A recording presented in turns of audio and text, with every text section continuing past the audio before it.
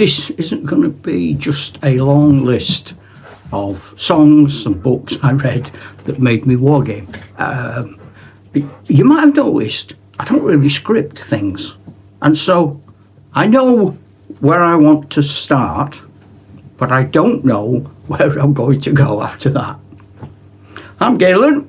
This is Galen's Got Parkinson's. Here we go. I was a wargamer long before reading influenced my games and long before music influenced my games.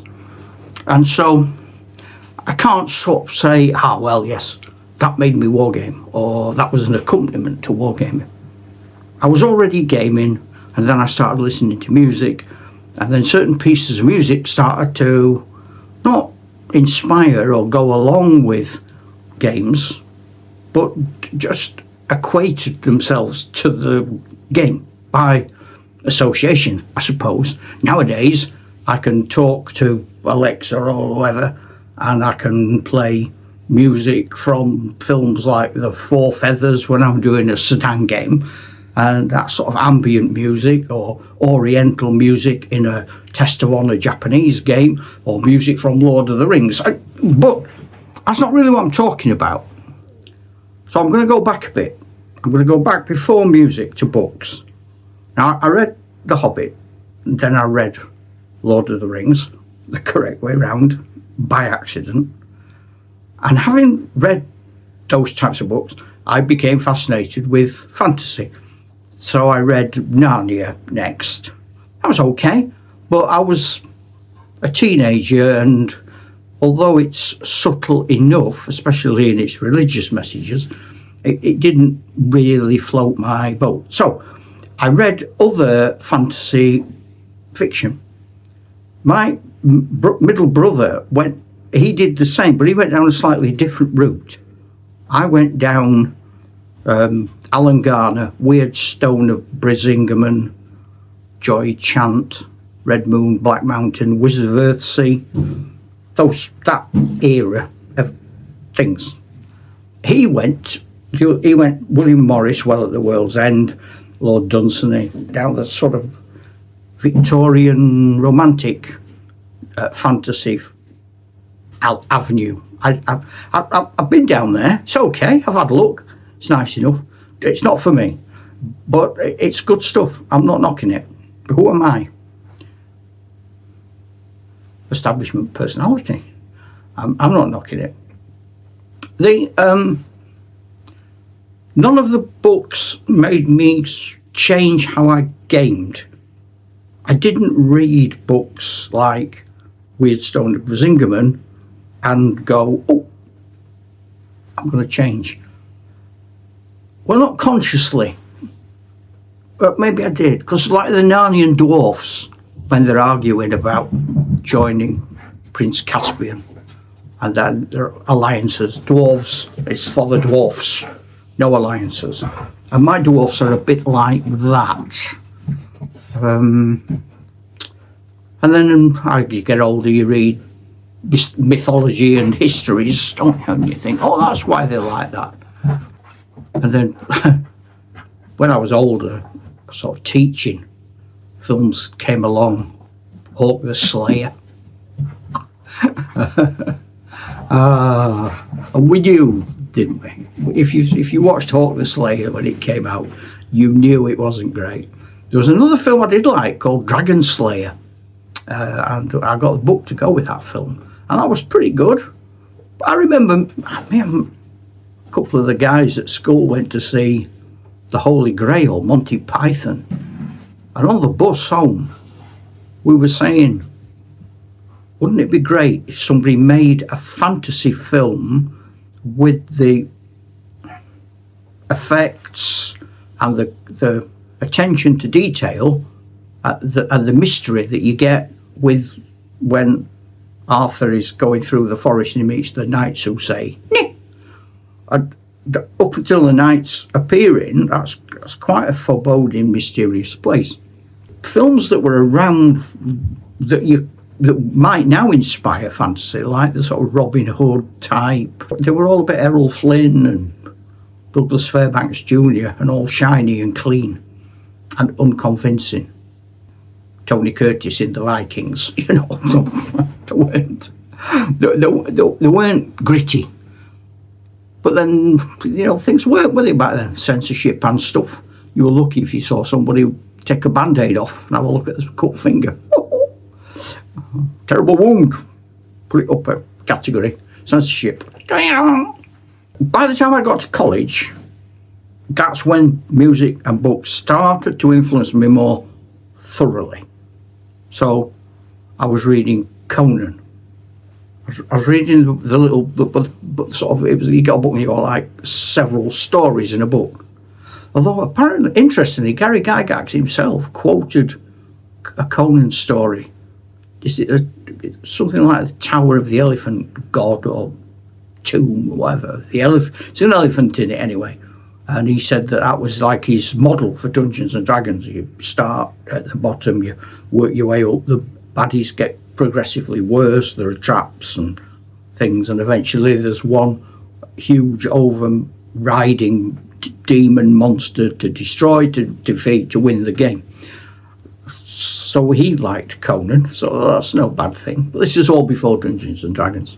A little bit of sci-fi. John Carter of Mars I quite liked. That's not really science fiction. I think that's more fantasy, personally. Tell me what you think. But as I used to read and listen to records. I used to read and listen to records. And the first one that I started to play to accompany games was Genesis Wind and Wuthering. I didn't buy that because I like the music. I hadn't heard the music.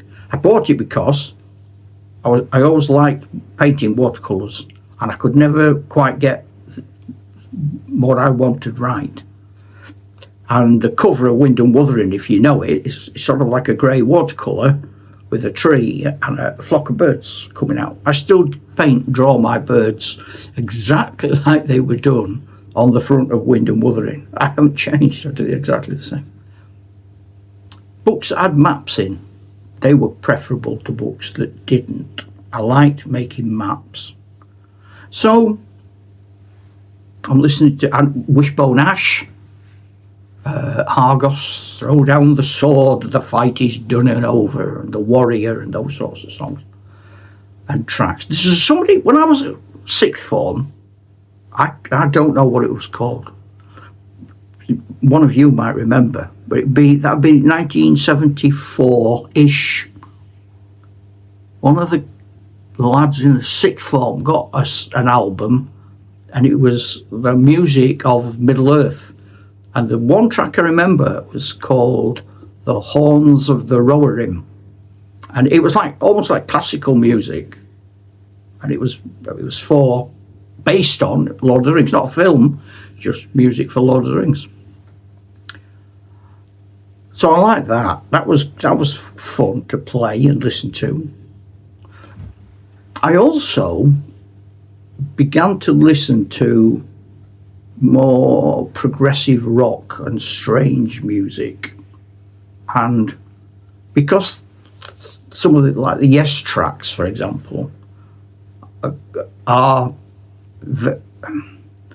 they're hard to define.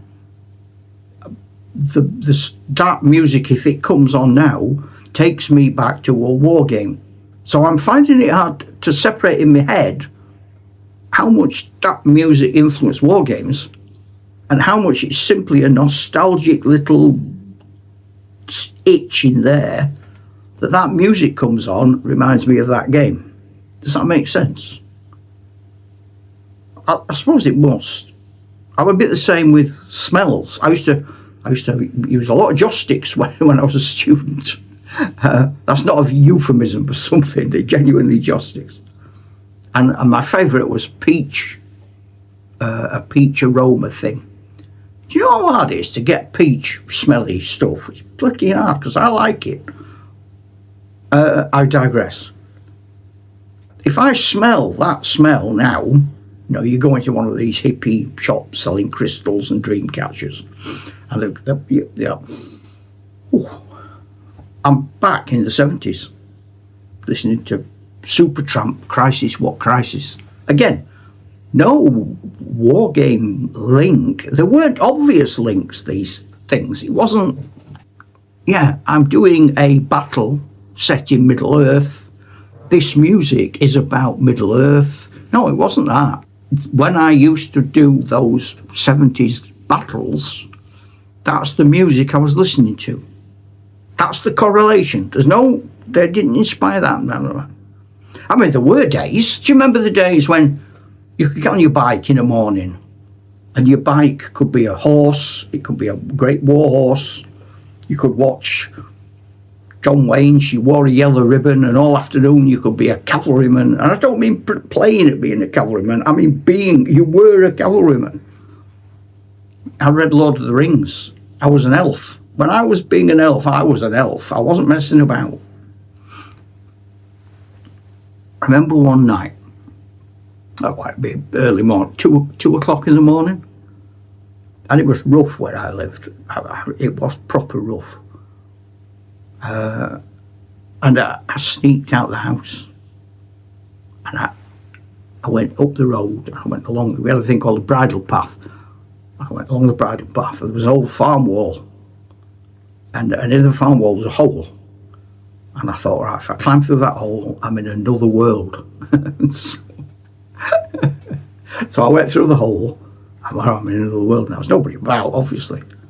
So then I set myself, I've got to get across to the wood in the next village.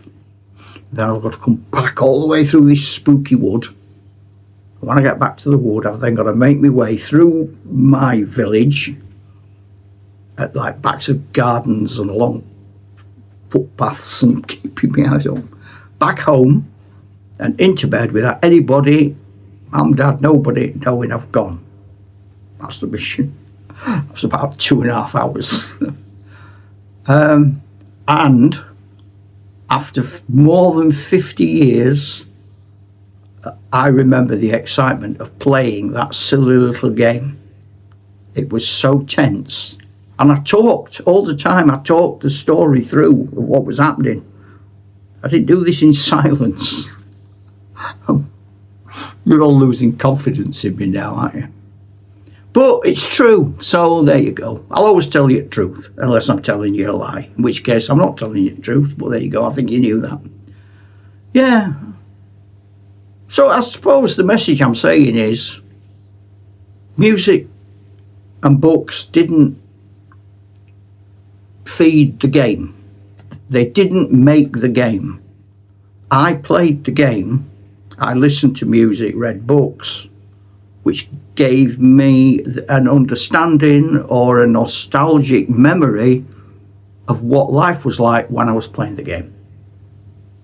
That's not what you were expecting, is it? But when is ever listening to me on here what you expect? Hey, I hope you're having a good one. See you soon. Chuck.